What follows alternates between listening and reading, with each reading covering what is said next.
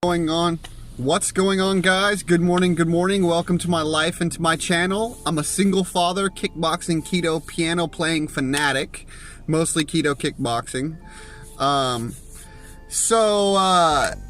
Sugar, the proper amount to eat, everybody's amount's different, right? So that's the honest answer. Everybody's amount's different because everybody's coming at this approach or this problem with different amounts of sugar that they're in need of.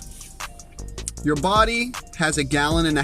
It's like 1.3 gallons or something of blood, right? Now in that, naturally, what our ancestors have typically had is 1 teaspoon to 1.5 gallons. So if you just measured that in teaspoons of sugar that you eat per day, you can see that that's going to be out of whack. Now that's going to have to be filtered and dealt with by your liver, your kidneys, your pancreas, all those various digestive organs. I believe it's like 7. If you don't know the digestive organs, then that's a good place to start, right? But the best way to figure out how much you should eat against what you're eating, there's a thing called a glucometer. Diabetics use it. When you're eating too much sugar, you'll go diabetic. That's basically the end-all be-all of if you're eating too much sugar, you'll go diabetic. Your body will no longer be receptive to sugar coming in through the cell wall. The cell wall will have been beaten. You want it to be like a screen door. You want things that can pass through like a mesh. But what happens with high levels of sugar, that cell wall gets thicker and thicker, and the insulin can no longer open up the cell wall. It's not receptive to that. It's insulin sensitivity.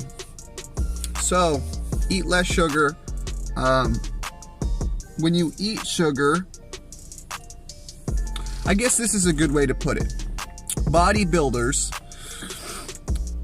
and a lot of people kind of in health in general, everybody knows eat a certain amount of protein or you're going to lose muscle. Well, that teaspoon of sugar that our ancestors typically had in their bloodstream to the 1.5 gallons, that teaspoon comes because protein can be turned into sugar. And this is one of the reasons why eating keto is better than counting calories, because I can count calories. I count calories all day. Take macros, break them down, fats, carbs, proteins per gram times the caloric value, yada yada, add it all up to the total number of calories per serving. So if your cells are only using one of the energy sources to make your cellular energy, which is glucose or ketones from saturated fat, burning the fat off of your body speaks in a language that it knows fat. It's obvious. That's what it stores. It doesn't store sugar. It turns the sugar to fat because it knows it can always burn the fat. But there's a metabolic shift between you and that process. It's not going to feel good because you're going to need salty, buttery vegetables. You're going to need to eat those type of things to feel good while metabolizing saturated fats. You can have a lot of problems. You could have stomach ulcers that need to heal. Sip bone broth and fast for like half a day, then a day, then try to get it to like 1.5 days. Then take some apple cider vinegar. That's beside the point. The amount of sugar that you need to eat is less than what you're currently eating. The only way to adjust or make adjustments to anything is you first have to measure it. So how much are you currently eating? Do you know? If you do use a glucometer and can prick your finger, that's probably the fastest way to tell without having to do a lot of math. Pricking your finger is not painful. Psychologically, the first couple times is weird. But if you prick your finger and you have a blood sugar level around 120, I think 120 is pre-diabetic. Maybe it's 150 is pre-diabetic. But anyways, mine is down, typically is down at 76. Mine goes very low because at a certain threshold, the body switches from saying, okay, there's not enough sugar, there's not enough glucose available in this blood. What else can we turn into energy? And then it goes into a shift where it starts attacking and trying to go after the saturated fat on your body, which Doesn't take long. Anyways, guys, I hope you get something from that. It's kind of just a barrage of information. There's no set amount of sugar that you can handle. Obviously, there's a set amount that you can't. That's at which point you're diabetic. And if you continue to eat it, you more than likely lose limbs. You can lose your blindness. You can die.